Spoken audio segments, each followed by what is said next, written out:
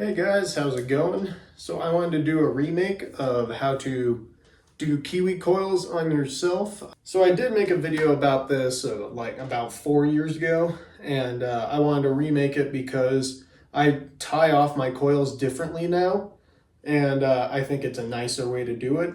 And then also, instead of diverging into how I separate out my rope into like glacier travel mode or anything, I want to just save that for a separate video, and then I can just focus on the actual act of Kiwi coiling. I also wanted to show in a different system that I use for longer ropes and involving a backpack and stuff like that. Why would you even want a Kiwi coil or put your rope on your body? As guides, we do that all the time when we're short roping our clients or short pitching through third, fourth class terrain, even small sections of low fifth terrain. Ultimately, we end up with a shorter rope because we may need the full length of the rope on the descent for like rappels. If you need to do 30-meter rappels, you need a 60-meter rope. But on the way up, you don't really go 60 meters away from your folks, and you don't really do like full 30-meter pitches. So it's more efficient to just have the amount of rope that you need between you and your partner versus having the entire rope length and always pulling that amount of rope. It just saves a lot of time by knowing how to use this skill. And that goes for guiding as well as being a recreationalist. Also in mountaineering, people will do Kiwi coils to hold their extra rope that they use for dropping a loop down to their friend that fell in a crevasse and stuff like that. However, when I'm doing mountaineering, I prefer to keep the rope off of me as much as possible. And the main reason is because it's so annoying to have that rope fully coiled around your body for like 6 hours or whatever, hours on end. Whereas when I'm mountaineering, I almost always have a backpack, or I pretty much always have a backpack with me carrying food and clothes and whatever. And so it makes more sense just to put that extra rope in the backpack. I have my body free for whatever I want. Stay tuned for my glacier travel rope video where I'll talk about how I put the rope in my backpack there versus on my body. But for now, I'm going to move into the Kiwi coils. So first thing I'll do is figure 8 knot and just tie in like you normally do. So I went ahead and I kept my belay loop on the right side here and my rope on the left. And that's so that way it just sort of keeps the belay loop out of my coils. And that's because when I coil, I like to go over the left side of my body like this.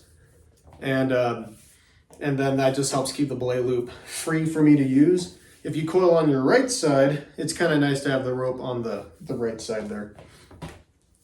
So people will do this different ways. Some folks like to just throw this over their head and keep the rope like so, and then they do their coils. I personally have just gotten in the habit of putting the rope around my back first, just all the way around the back there, and then I build my coils off of this setup. I realized I shouldn't be wearing a blue shirt with a blue rope. All right, so I went and changed my shirt so that way it'd be super obvious. Here's my blue rope, orange shirt.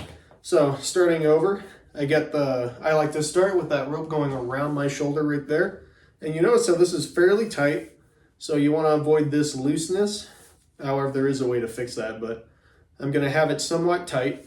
And then I put my left hand somewhere around waist height about my harness. And here's something that I do differently. If I'm wearing a backpack, I'll go a little bit lower with my hand to make my coils. If I'm wearing a super small backpack, like a 15 liter or 20 liter, or if I'm just me on my own, I'll usually put my hand around my waist level. And the reason why I changed the length like that so much is because the backpack straps will actually take up space and cause the coil to sit higher than when I originally coil it. That's something that you want to watch out for, and it's worth practicing at home to make sure that you have your coils the length you want them to. Okay, so since I'm not wearing a backpack, hand at my harness level, and then I can do a few coils. And one thing that's really important is that I'm standing up straight like this. If I hunch down and make coils, then when I try to tie them off, if I tie them off low, it's going to constrict my neck. So I have to, when I do this, I stand up nice and tall and I add in my coils. So I'll just throw on as many coils as I want. If my hand starts to get full, I can always just pass that arm through the coils, and then I have my whole hand through to hold them tight. Okay, so I'm gonna call that good right there. So once I've reached the length of coils I want, I actually can take my hands out and do whatever. This is where some people would put on their backpack, but these will stay as is. But to move on with tying off my coils, I'll pass my arm through and get them around the shoulder just like that. Now your first couple times doing this, you may make a mistake and get this a little bit long and floppy, but if you just grab, starting from your strand here, the whole coil, you can rotate it around your body and tighten up that strand right there. And they all kind of move together as a unit. So now tying off the coils. I'm gonna switch to crotch view so that way you can see it a bit better. So tying off coils, there are a few different ways to do this. And so the most common way is you can take a bite of rope, you can pass it through. Some people only go through the belay loop. Other people only go through the knot loop. I tend to just go through both. Seems to be the most clean in my opinion. And then here's where in my previous video, I went down underneath all of these coils, including the first one here, and brought this up. And then I tied off the coils that way. The way how you tie it off is you take this strand and you take the bite and you tie an overhand around that strand. And that locks off the coils. That's a complete hard closure. Now this is totally viable, and if you like doing it that way, more power to you.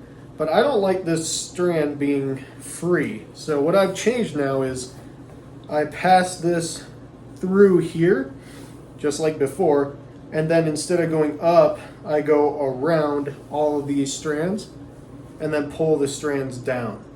So that captures that extra free floater right here, as well as the one underneath. And it keeps all the coils nice and tight. Then I just do the same overhand on a bite. I'm gonna do that one more time for slow-mo. Passing it through, around underneath all the strands.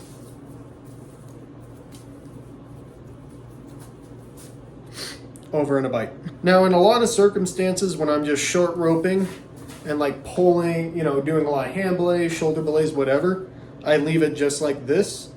If I did want to do any sort of actual climbing while having the coils, it is best practice to do, usually I go for a clove hitch if it's actual like rock climbing with coils, and I'll clove hitch that into my belay loop, so that way if I fall or whatever, all the weight comes on my harness. Sometimes over a long day of short roping, this thing can start to work its way loose.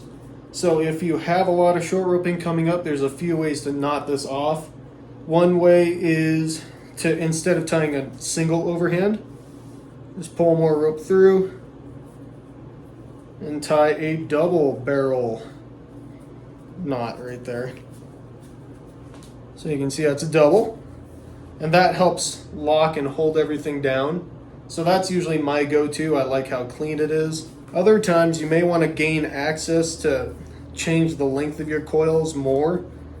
So if you, instead of tying the double barrel, if you just have a quick section, you can take the rope and do a half twist or a half hitch and pass it through that loop. And then you have a little single hitch right there. That helps lock it off. You could even do a double hitch if you wanted to, and you tie a clove hitch right onto this loop, and that keeps the whole knot up here tight. So when it comes time to drop your coils, if you're dropping all of them, you untie everything. Sometimes I do that just to drop a few, and I can just take a few off and then go right back in and retie the whole thing. But if I'm taking all the coils off, then I will take them all off my body. You can hold them just in a loop like so. And then it's very important that you take one loop off at a time.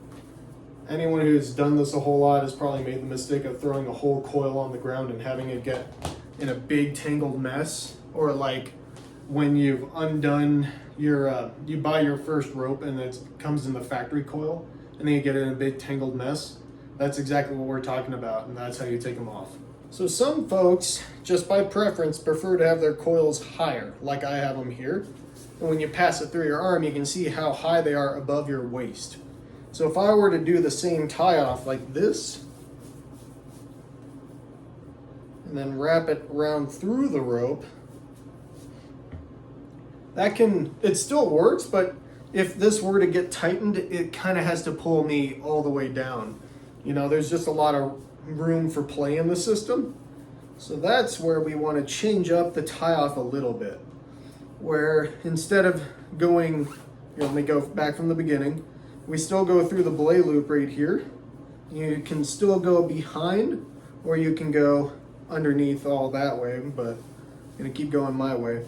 And then instead of tying off to this strand, you'll just go for all 4 points. So here, here, and these two, and you wrap it underneath all of them. Hang on, let me get a bigger loop. Underneath all of them, and then I pass the, I do the same bite knot up above. So that way it locks all the coils off. If this gets weighted, the 8-knot or the overhand on a bite just butts up against everything, so it's still totally tied off. And you can always, if you're in a glacier, you know, tie an overhand knot, or you could do that clove hitch if you're going to climb with them. I've also noticed that some backpack designs, whether overnight or single day backpacks, just the way they're built, when you coil rope, sometimes this setup is a little more ergonomic, having the coils up higher than down lower. So I feel like it kind of depends a bit on your backpack setup also, whether you do this tie off or that tie off. Okay, we'll go slow-mo with this again. Pass that bite through both things, around and under. Then I'm going to pass this through all of this stuff right here. Down in a knot. Okay, so now let's talk about options when you have a backpack and a longer rope. So this is a 60-meter rope, very common one that I use in the Alpine. It's very thin but still single rated. And if I'm doing a route that involves using the 60-meter rope for like 30-meter rappels all the way down, I gotta bring a 60-meter. But on the way up, I generally don't use more than half the rope, maybe even less. And so what I can do is get rid of half of the rope without it being on my body or anything, and then I still have a usable amount of rope between me and my guests. So the first step is to put half the rope in the backpack. There's a bunch of different ways of doing this. The most common one that I do is I just have a carabiner through my harness like that. And I can just pull rope down into my pack. This one obviously is going to be bending down a whole lot. Now I'm going to continue this until I get to the halfway mark on my rope. There we go, halfway. You probably can't see it on the camera. I can barely see it out here. And then I like to just drape that rope coming out of the pack on the right side of my body. Close up the pack. I can put this on. Okay, so my pack is on. You can see the rope coming out of the right side. That's personal preference, whether you'd have it out the left side or the right side. And I bring it down to my belay loop here. I'm going to tie a clove hitch and hook that into my belay loop.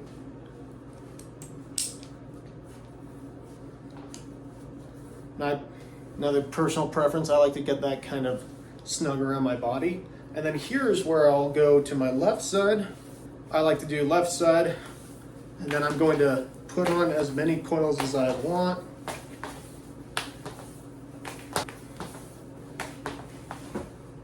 Okay, so here, after putting on those coils, I have about, let's say, 30 feet between me and the end of the rope right here. So that could be where my guest goes. Now I'm going to just pass this rope. Now I only have my belay loop. Pass it through my belay loop. And when I capture my strands, I'm not going to capture this one. Maybe someone out there likes to capture that. Me personally, I feel like it's a bit cleaner if I do it like this. And that strand is so tight anyway, it's not really much of an issue. I'll tie off my coils. This is actually a little bit annoying for me. I don't like to have this loop super huge. It needs to be big enough to work, but if you have it really long, it's just gonna get caught on stuff. So I try to have my tie off loop no bigger than that. And I'm ready to short rope. I look like very guidely. I usually would have another locker on my belay loop now. I can pick up rope, coils in my hand, and I really don't have that much in my hand right there until I'm at my guest. So that's nice. I always try to keep as little amount of rope as possible. There you have it. And then the best part about this is that maybe we're traveling in short rope mode for an hour or two, and now we're moving into bigger terrain where I need more rope. I just untie this, and I can drop a few. Yeah, maybe that's all I need, and go. It's worth the mastery to get fast at this. Right there, and I'm back into moving in my terrain with extra rope out. So that's the nice part, is I maintain the adjustability, but if I know I don't need that later part of the rope, then I can just keep, it's very efficient to pull rope in and out. Now, let's say that I'm ready to rappel, I'm at my anchor, I short rope my client in, I have this stuff on there, I can walk down to them, and when I take the rope out, I do the same old deal right here. One strand at a time. Take my clove hitch out. And now, because of how I stacked my rope, this always takes a little longer than you'd expect. I stack my rope and I can just pull until I have the end. Then I can thread that through the chains and we can rappel down. Another thing I've done before is I've threaded the other end of the rope through the chains, and I've had the end of the rope being pulled out of my pack as I'm rappelling down, which helps keep things from being tangled or getting caught somewhere. Now that's really good if you have one of those on-route packs when it's not full of a bunch of stuff, so you have room to put your rope in there. This is a common pack I bring into the Alpine. It's the Blitz 28. So, you know, if you're used to rock climbing, on-route packs we use there are like 15 liters or 20 liters max. And that's fine because you carry like your approach shoes, food and water, and maybe a layer. And then there in the rock world, if we do a Kiwi coil, we're generally coiling the entire rope on our bodies, which works in the rock climbing world because you're not really short roping that long or that far, and helps to have the smaller pack. But in the Alpine, I think it's nicer to have a bigger pack because we are bringing more layers usually. We have food and water that lasts the whole day. Maybe we put our mountaineering boots in the on-route pack and we switch into climbing shoes. So in the Alpine, I generally will bring a bigger on-route pack. There are plenty of circumstances though where we're using a full, like a 40-liter on-route pack that carries all of our bivvy stuff. So we may not have room inside the pack to put the rope in there. And an easy way to deal with that is we strap the rope to the outside of our backpack. You do this all the time on the Fisher chimneys. So I can coil the rope like I normally do. For the Fisher chimneys, which is a route where I use this technique all the time, I would coil about 20 meters of rope and have 40 meters of rope going up through the chimneys available to me. And I would do that going down too. So that's about 20 meters right there. And then what I do is I find the end. So I have the end. This is maybe about 5-ish feet of rope. And I do one loop on this side, another loop on this side. And then when I pull the end through,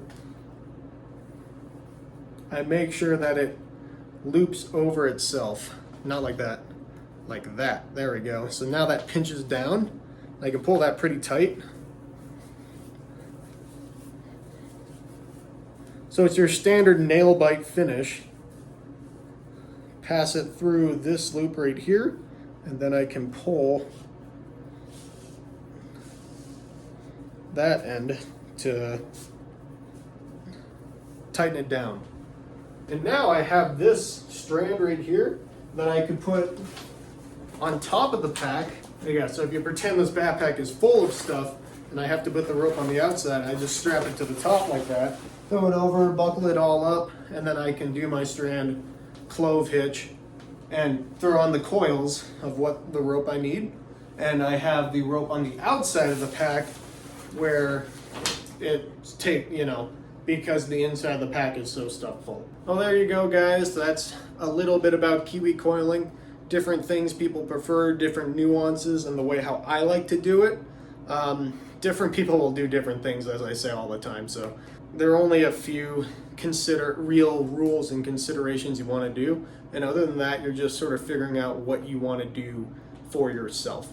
So hopefully that this was helpful to some people. I know I talked about it a lot in terms of like a guide, and my example showed it more as a guide where we carry all the rope with us and the clients have none of the rope.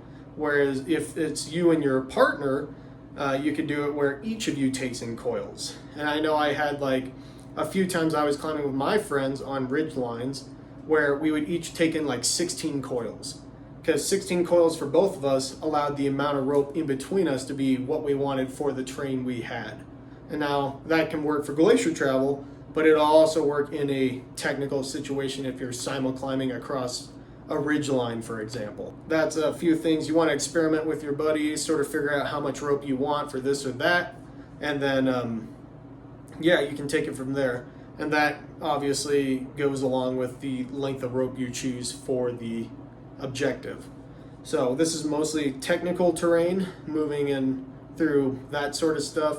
I'm going to have another video coming up that talks about dividing up rope and setting up for glacier travel real soon, so stay tuned for that.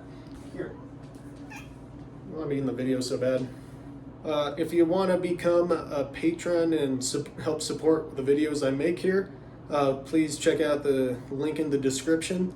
You can also follow me on Instagram. That link is also in the description. If you like what you saw, please thumbs up and subscribe. There's more videos coming out all the time. And if you see, whoop, there she goes. Thanks for watching, guys, and I'll see you in the next one. If you like the content I make here, please consider becoming a patron. Ow! Oh, God. She used her claws a lot in that. Oh, my God, she's still digging into me. The hell, cat. Arg. This guy. Alright, you're gonna get off of me? Ow! God, those claws.